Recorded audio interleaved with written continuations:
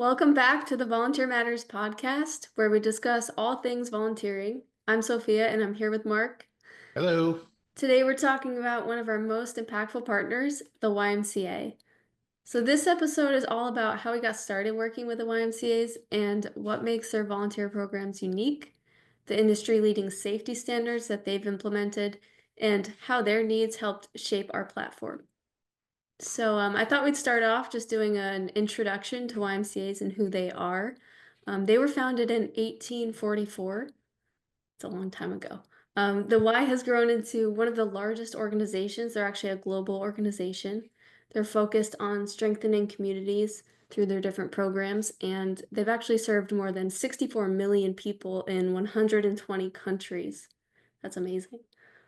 So YMCA volunteer programs are actually quite diverse. They have youth sports coaches, just to name a few, swim instructors, camp helpers, board members, the list goes on. But the volunteer roles vary greatly within a YMCA, and we'll talk about that more. And the other thing is volunteers are essential to their programming. It's not an exaggeration to say that the programs in a YMCA wouldn't exist without volunteers. I don't think that's an exaggeration. So No, they're not very at all. important. In fact, in their history, they started out as a volunteer organization where they were back in the day entirely volunteer run. And the other big part about them is the actual scale of their volunteerism. So we have YMCA customers that have thousands and thousands of volunteers that are operating across multiple locations and different types of programs. But back in the day, when they were entirely volunteer run, there's been this slow shift where they started moving more to staff oriented. And so now they're very well professionally staffed. And in fact, one of the things that I would say is a defining characteristic of our YMCA customers is their staff. They typically have fantastic staff that are well trained. They have, it's a very upwardly mobile kind of organization where you could start off as a lifeguard and eventually be an executive director. And they greatly value actually bringing people up through the ranks within their program. So they place a great emphasis on training. So they're a very professional organization. They've had their struggles through COVID, as most organizations had, where they had to furlough employees, and some people went into retirement a little bit earlier than maybe they would have. And so now they have this unique challenge where they're actually seeing people from outside the YMCA movement coming into YMCAs for the first time. So it's an interesting dichotomy because they lost a little bit of their own people power and intellectual property, but they were also bringing in fresh eyes and fresh blood into the program. So they're sort of getting this outside perspective too. So they're kind of a unique point. But one of the things that's been consistent throughout it all is the use of volunteers. So it's a pretty fantastic organization. One of the things, the problems that they have is what I say. This is the problem of success. Is that YMCAs in general, although they're very well understood in our communities, like when you say YMCA to somebody, more often than not, it's like one of the most recognizable nonprofit organizations, certainly here in the US and also globally. And so I say they're a victim of their success a little bit because oftentimes they're not seen even by their own members as a charity. And all of the work that they do is not necessarily fully visible to everyone. So they have this expression that they use within the YMCA movement where they say, we're more than just a swim and gym. And so sometimes people see them as, well, that's the place you go to have a membership, to use their great gym equipment. And when you walk into their facilities, it feels very much like a for-profit organization, just strictly by the fact that they're incredibly well run. So if you wanted to look at it as a business, the business of providing a community center, they kick butt. Like they're really, really good. The thing that that's interesting about all of the different types of programs is that they sometimes can be hidden from the people who aren't in need. So all of these things, and we'll go through some of the things that they do, but it's crazy the areas that they touch on. Literally, if there's a need in the community, the YMCA is there to try to figure out how they can help fill it. So the benefit of a really robust and thriving volunteer program is that you're able to introduce people to all of the areas that a YMCA actually impacts their community. So this has been a point of emphasis for YMCAs and volunteering since we've been involved with them, is how can we bring more people into the mission of the Y, and what better way to do that than through volunteering. So um, I feel like we should also kind of give a little bit of an introduction into like our own like personal and professional history with YMCAs. So I am a YMCA kid. I grew up in a YMCA. When I was younger, I grew up on Long Island in New York, and we moved to Connecticut. And when I did, I realized that that people on Long Island talk differently than than people in the rest of the world. And so one of my first exposures when I moved was to be teased relentlessly for my thick Long Island accent. And it actually was sort of a barrier to me meeting new people. And so, as good parents do, my parents said, well, let's see if we can get them involved and meet new people. And so, what better place than to bring them down to the YMCA? So, I started out in a gymnastic program. I failed out of that really quickly. And then I ended up falling in love with their karate programs, and my brother as well. And we were one of those, we were those kids that were just around the Y all the time. And at the time, that program there, along with a lot of other programs, were entirely run by volunteers.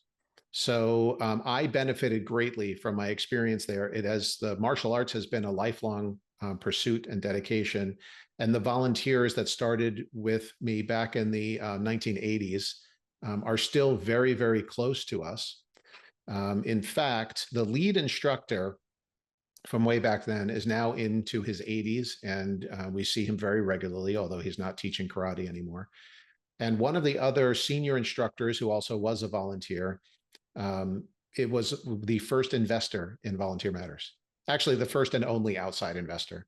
So that's a pretty amazing thing, and also has been a lifelong mentor and friend to us as well. So we have a very personal connection to the Y. It's literally changed who I am as a person. I know my brother would say the same. And so we have sort of this full circle moment when we were brought back in professionally to help Ys with their volunteer programs. And so they did. We were working with Ys before, but Y USA, YMCA of the USA, which is the national association, put out an RFP to come up with a standard volunteer management system for the YMCAs that fit the nature of their organization the best. They did that in 2015. We were awarded that contract. And so now, a decade later, we're so deeply entrenched in helping and working with Ys. And it's been really the honor of a lifetime, and also has helped us to become a much better organization. So right now we have 83 or 84, it might be up to 85 YMCAs. And if you don't know, a lot of YMCAs are independent single branch locations, but there are also a large number of them that have, many locations. So like one of our customers out in LA as a YMCA, they have like 30 different facilities, and they're managing volunteers out of all of them. But we might have another one that's just a single branch. And that they represent 510 locations all over the US that are our customers. And we currently have 270,000 YMCA volunteers under management in our systems across all of those instances. So I think with that, I sort of hinted to this, but how YMCAs and working with Ys actually changed our business. Maybe Sophia, you're the one now who's been spent the last several years helping these YMCAs to get launched. So Sophia does our success coaching, and when a new customer starts with us, they will get assigned to her, and we put her on all of the YMCA projects. So maybe you can talk about just the different types of things that that YMCAs do, and kind of why that maybe changed our business a little bit. Yeah, I'm still learning about programs that they have. Like there's a huge list. The thing about YMCA's is that there are many nonprofits really rolled into one. So just to name a few of their programs: before and after school care, daycare, camps, youth sports, youth and government, senior services. Oh my goodness, the list goes on. They do food distribution.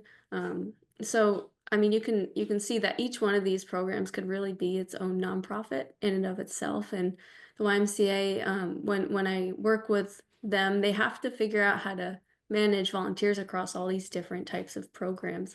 And so that's really shaped our product. Um, it's flexible enough where like these programs could manage volunteers in different ways, but then also having a standard for onboarding and communications and other things across the entire organization or across the entire location is something that we've had to adapt to. I would say, like, to have the product be flexible enough to handle these different quote unquote nonprofits within one, and then to also have a standard is pretty amazing.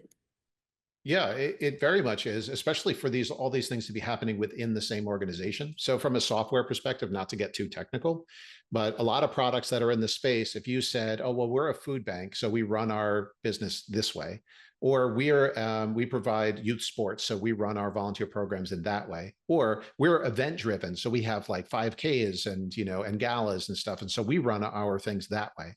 And a lot of the products in the space, they can go, oh, okay, we can configure the product to work that way, or sometimes they can.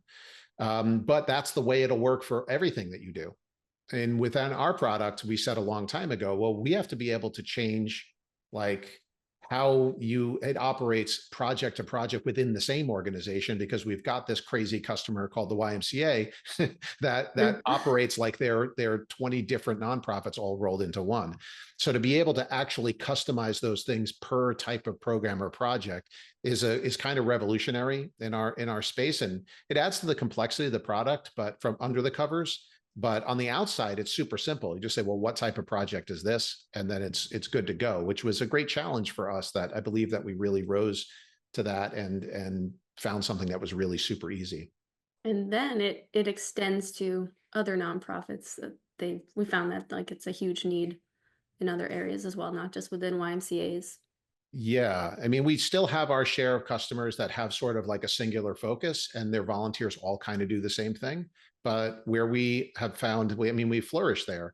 But where we realize that in the market there really isn't a need is when you have like a really diverse set of projects and departments that have different needs and preferences. So even things like municipalities, where we can go to them and say, oh, well, now because of our history with the YMCA, yeah, we can handle your libraries, your emergency management services, your youth sports, parks and rec programs, all of them. And we can give each one of those departments their own configuration in essence, because we've been doing that for the Ys for years. So we owe a great debt to them.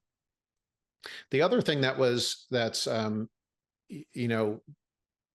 challenge to us is also there are some YMCA's that are tiny, and their budget is $500,000 a year, and we have other YMCA's where their budget is $200 million a year, and they've got loads of locations and very sophisticated operations and highly distributed management, right? So if you think about a $500,000 nonprofit, most of the functionality from a software perspective is going to be highly centralized. You typically, in an organization that size, you have a person that does a lot of stuff, and you're giving access to that one person to handle it, right? And in the much larger ones, we have to be able to support things like, no, we have 30 locations, and at each location, we might have 20 different programs all managed by 20 different people. So do the math. At 30 different locations, you might have hundreds of administrators that are only responsible for a certain program area. And so therefore, the other way in which the YMCA has truly helped is to say, okay, well, we need to adapt to the size of the organization and how they would like to scale, delegate, or centralize administration. So on one group, we can say, sure thing, you're an admin and you're good to go. And another one, we might have to give out little slices of capacity. We might want to centralize some functions, and we might want to distribute them per location or program someplace else.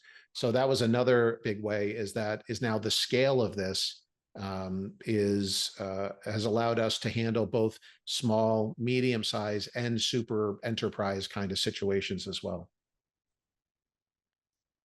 Yeah, and you made me think, like, to be able to like a lot of the program level staff are like volunteerism isn't in their job description. If it is, it's like a very, very small part. So we had to make it really easy for that type of admin to come in and like just see their one program, and then like of course if you're the director of volunteerism, you're gonna be managing everything. But like that is really elegant in the system. Um, Well, can I just yeah. add on to that? Because that's a Yeah. fantastic point, is that most software companies, once they decide that you are an administrator, it's almost like a license to abuse them. You're like, all right, well, you're an Yeah. admin now, and therefore you're going to require some training on the product.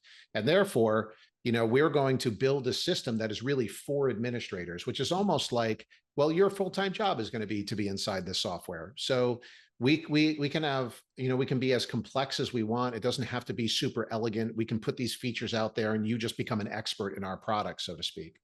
Whereas in the YMCA's, what we learned, as Sophia said, is that we have a bunch of people where it's their super duper part-time job. They may only be in this system for a few weeks out of the year.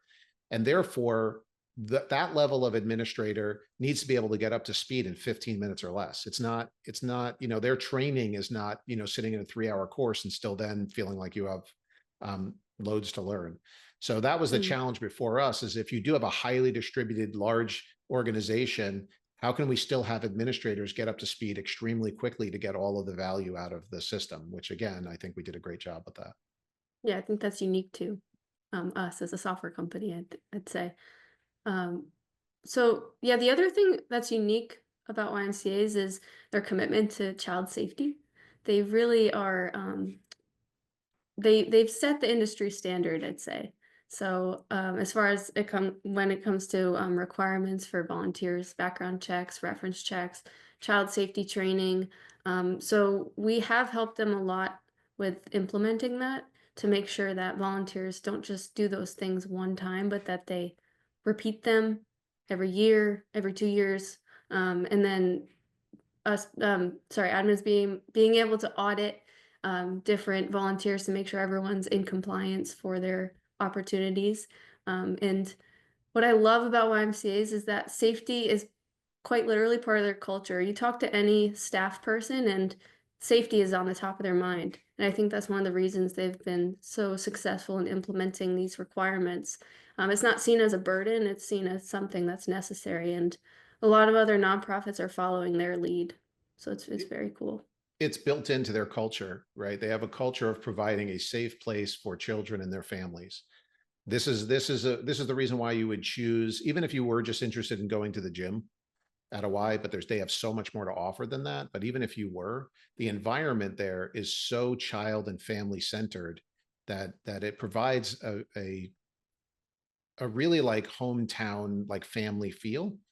But a lot of that is through a tremendous amount of hard work in order to make sure that people are properly vetted, that they're properly trained, that they have a good understanding of how to handle all of these things. And they're in a position where they're particularly vulnerable from a liability perspective too. Anytime you have locker rooms and pools and changing areas and you're serving children, and sometimes their parents are there, sometimes their parents aren't there, you have facilities where people can trip and fall or drown. Like they are almost like they're a recipe for a liability issue, really. And so for their very survival, and certainly for them to thrive, they have to have this safety culture. And I I had a meeting. This is back in 2018. I flew out to YMCA in the Northwest, and we sat in a room and we were just going through all of the compliance requirements for volunteers. And I'll just zip through them real fast, but they typically have multiple tiers of volunteers. You have people that do things like, work at a fundraiser that's not in the facility. And so that volunteer is pretty lightweight. And maybe we need them to sign a waiver and a couple other documents and just know who they were and when they volunteered there. Then you may have somebody that is volunteering within the four walls of the YMCA, but not necessarily working with kids, or, not working independently, like they're always with staff. That person still may require a background check and some trainings. Then you may have somebody that works in youth sports, and so they need to be trained on concussion protocols and child abuse prevention, mandated reporting. And then you may have board members who are volunteers, and they have like a separate set of requirements. So you have sort of these horizontals of the different tier of volunteer and what the requirements may be. And then within that, you have different rules for minors as you do adults. So sometimes we have documents that need to be signed by a parent as opposed to the individual. Sometimes we have things that a minor might be exempt from that an adult isn't, like a criminal background check. Sometimes we have things that a minor has to do in addition to or above and beyond what an adult does. So there's like that difference between minor and adult. And then in addition to that, if you're a returning volunteer, some of these things have to be repeated over time, because if I get a background check once, it's not good forever. People don't only commit crimes prior to getting a background check. Sometimes they commit them after they've had a background check.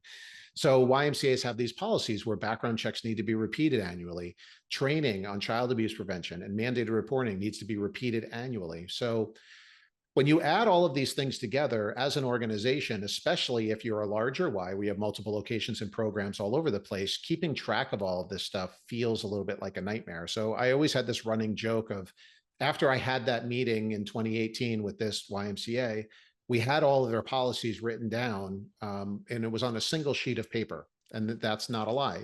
But the truth is that that single sheet of paper was like 3 feet wide and 8 feet tall, because we had it out on a big conference table and we were drawing all of these lines and everything else. So it's not a simple thing when you do things well. The key in all of it is taking very complex things and saying, how can we make this simple? That's something we happen to be pretty good at. So one of the other things that they did more recently, they've been working with this organization for a long time, but there's this organization out there called Praesidium. Great organization. They're totally committed to preventing sexual abuse within institutions that serve youth. And so they've been around for 30 years. They've worked with more than 5,000 clients. They've been very embedded with YMCAs for a long time. And they have this process that any nonprofit or any organization can go through, that's Praesidium Accreditation. And it's essentially, it's a recognition and also audits to demonstrate that you have the proper policies, screening, training, monitoring, feedback systems, administrative practices in place to keep children as safe as possible. And so they've engaged with YMCA of the USA, and they have new requirements that go into effect. They're staggered, but they go into effect where every YMCA in the United States is going to be required to achieve this accreditation. So they already have best practices, and they've committed to doing things like background checking, training, which, as Sophia mentioned, is already like beyond industry standard. But now they're making this accreditation, which is really going through an audit process, which is very different.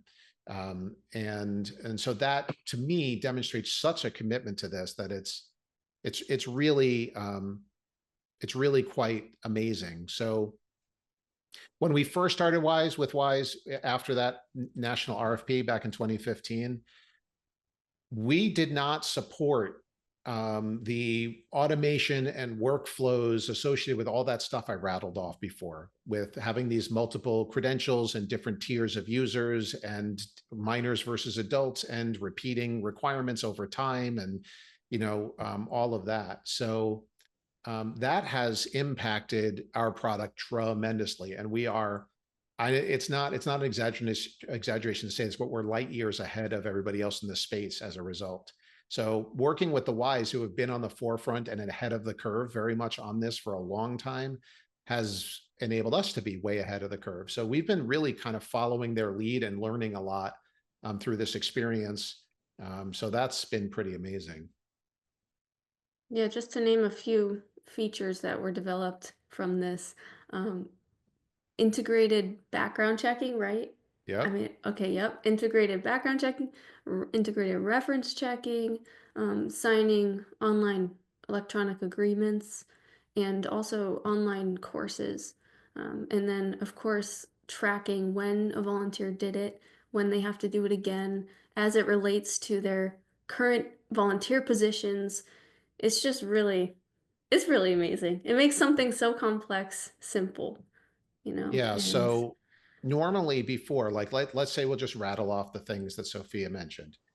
electronic agreements, criminal background checks, trainings, reference checks, interviews, and even sometimes documentation that they need to upload and needs to be reviewed and approved. And then on top of that, those things sometimes need to be submitted. Sometimes they need to be reviewed and approved. Sometimes they need to be repeated. And all of that is based on what the minimum requirements are for any volunteer, or what is the volunteer currently working on, or is the volunteer returning or continuously working on this. And then having automated workflows that will prompt the volunteer whenever they need to do something, prompt an administrator whenever they need to review and approve something or audit something, and then provide auditable reports where you can go through and make sure that everything was configured, your policies are configured properly, and that your volunteers are in compliance. So even something as simple as, hey, we're waiting on a volunteer to upload a copy of their driver's license. It's required for the job that they're on. And the fact that our system will send out reminders to that volunteer to say, hey, we're still waiting on your driver's license.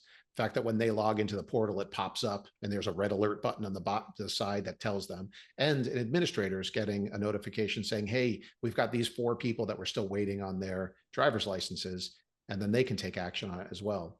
So like that whole thing did not exist a decade ago within our product, and it continues to evolve. In fact, we are soon to launch a new integration for automating interviews. So to be able to do video-based interviewing and integrating that into our product as well. So that continues to evolve. So what does this do?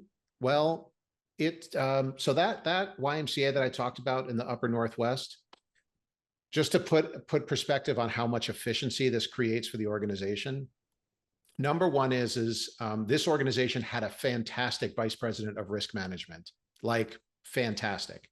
They had the right policies. They were training their staff. They provided resources to all the different programs, and they didn't before becoming a customer of ours. And I would say the reason they became a customer of ours, they did a manual audit. They had 15 different locations with over 3,500 active volunteers. They did a manual audit of all 15 locations. It took 3 people 5 weeks to audit all of those different departments and locations to find out that their policies were in compliance only 26% of the time. And a large part of the reason why was things that fell between the cracks and things that they actually believe were done but couldn't find evidence for. So something as simple as, like, they did pretty well on background checks, but something as simple as, well, did they do the training? Do they need to repeat the training? Did they repeat the training? Where is that document that they provided us? Where's that agreement that they signed?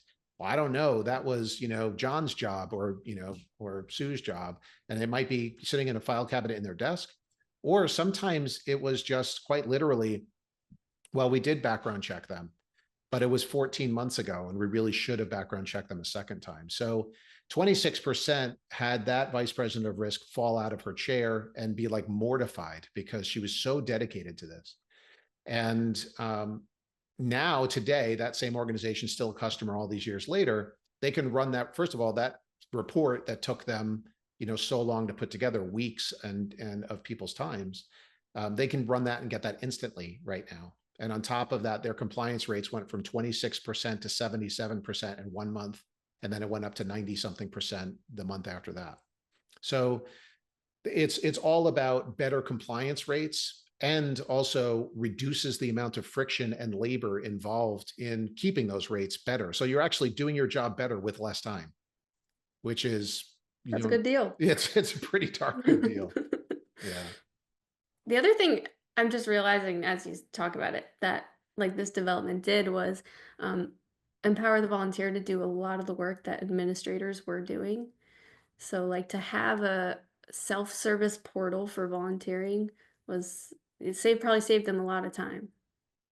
That's a huge part, because sometimes the volunteer didn't even know that there was something waiting for them until an administrator realized that there was something waiting on them and then prompted them to do it, or that it was just difficult for the volunteer. So there's that much more resistance to it. So, I was a volunteer for years in a youth sports program, and I got handed a 2-inch packet of paperwork I had to fill out every season.